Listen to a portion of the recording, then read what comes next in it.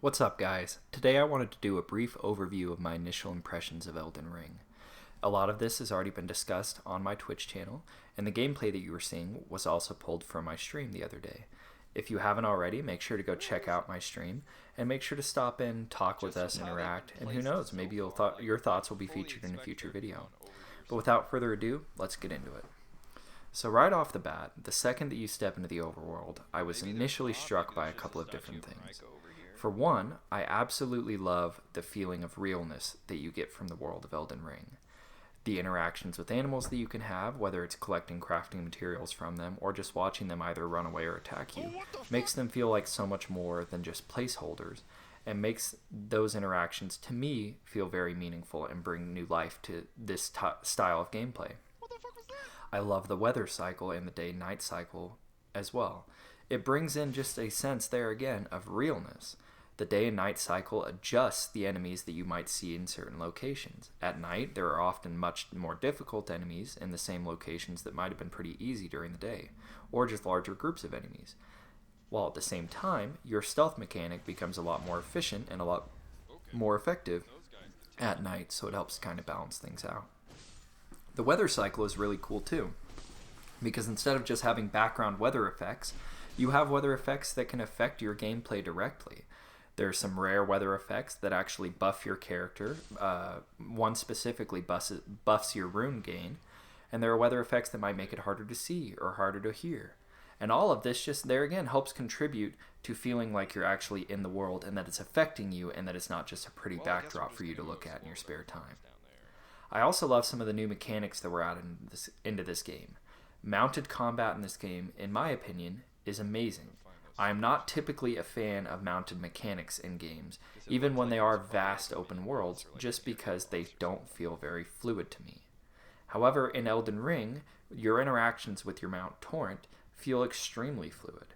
The combat can be a little bit clunky at times, but for the most part, if you are careful with the button presses that you are making, and not just spamming, everything runs the way that you would like it to. They went as far as giving your health or your horse a separate health bar that you can see and that you can interact with. You get punished if you let your mount take too much damage, but you get rewarded if you're able to use it effectively, because it gives you so much options in terms of just traversing the open world as well as in terms of combat. I love that different enemies were created to be better, either easier or harder to fight while you're on horseback. It makes it feel so much more intense when you're in those situations and makes you really make some hard choices that can adjust your playstyle immensely. One thing that I absolutely love mechanic-wise that they brought into this game is guard counters. Being able to immediately do a hefty counterattack on somebody that has attacked you when you are guarding is amazing. For many common enemies, it will instantly stagger them, allowing you to get a critical hit off on them. And for many bigger enemies, it still allows you to do a good chunk of damage and help work towards breaking their super armor to eventually get that critical attack off. It feels extremely fluid, and it doesn't work all the time, which is even better. It's not something that you can just crutch with against every enemy, because sometimes you'll be in the middle of a counterattack and you'll still get hit. It will either stop your attack or you'll get killed while you're in the middle of trying to get one off. So I love that it's not an easy fix to combat, but it does present so much more effectiveness than what we've gotten used to in FromSoft games of being just dodging, blocking, and attacking afterwards, having to make sure you're still close. It gives so much more utility, and it feels very reminiscent of Sekiro to me. It is an absolutely amazing mechanic that I'd love to have in Dark Souls games, but I'm just grateful to have it now. I also really enjoy the way that NPCs have been inputted into the game. All open world RPGs, most RPGs in general, have NPCs. Most games have NPCs anymore. But, like previous From Software games, to me, the NPCs in Elden Ring thus far can be pretty memorable, whether in a good way or a bad way. But the best part about them to me is that unlike previous From Software games, which were predominantly linear, and most of the time, if you spent any time really looking around, you'd come across NPCs, as an open world game, Elden Ring does not offer that same confidence. If you're not doing enough exploring, if you're not interacting with the environment enough, if you're not paying attention to quest lines that you don't get any markers for, you can very easily miss NPCs, either entirely or miss their continued implementation into the game. And I love that.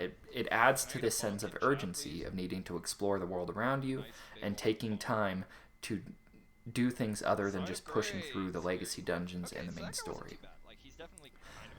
Going off of that, I love the urgency that is provided to explore the world in general in this game. You can definitely just head straight into your first legacy dungeon at Stormvale Castle. You can start working on progressing the main story and leave much of the world behind if you would like to. However, it's very rewarding to explore the open world. You can find lots of crafting materials that can make your challenge a little bit less difficult. You can find lots of items that might make bosses way easier to beat than they were before. You can find, as I said, NPCs that maybe will be able to help you later on.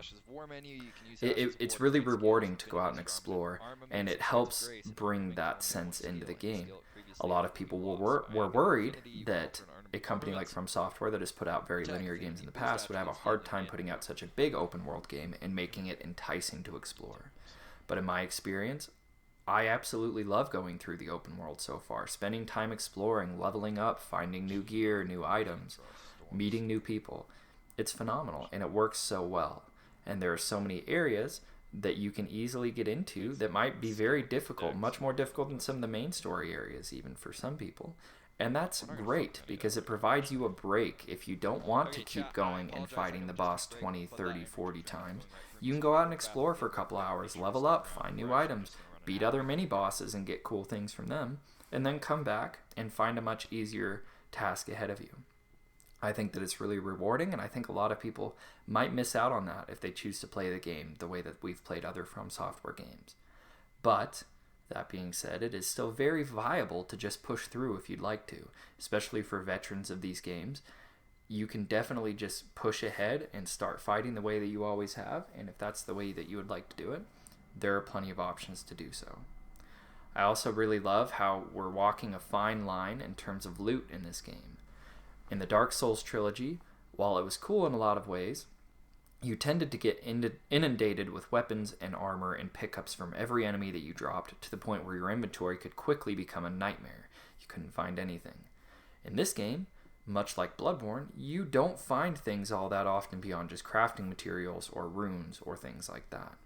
And because of that, it is kind of frustrating. You can find yourself, like I did, 12 hours into the game and still rocking the same armor and weapons that you started with. But it also kind of makes it cool because you can't just immediately count on picking up a good weapon from somebody else and then being so much better. You get used to what you're using, and then you have to make the tough decision, if you do find something new, of whether you want to switch to it or not and have to get used to that. I think it's a very fine line, and it is very frustrating for a lot of people. It's very frustrating for me in some ways. But it's also very cool, and it makes it that much more pressing to focus on what you're doing at the time instead of just looking for new armaments constantly. But that's really all that we have for you guys today. I am going to be doing more in-depth videos on Elden Ring as we go forward. I'm also going to probably be posting my playthrough from stream on here. We'll be doing an hour to an hour and a half VODs that will go in a separate playlist. That way people don't have to hit them if you don't want them. But you can go back and watch it if you saw it live, or if you happen to miss a stream, you'll be able to keep up to date with where we are. As I said earlier, make sure to go check me out on Twitch. You can interact with us live. You can help create some of this content potentially. And you can just see everything firsthand and then come to my comment section and say, oh, well, I saw this already. Also, if you enjoyed the video, please make sure to sub to the channel if you haven't, hit the notification bell, and drop a like and a comment. Talk with me. Let me know if you agree or disagree. But thank you guys for watching the video today. I hope you have a good rest of your day, and we will see you next time.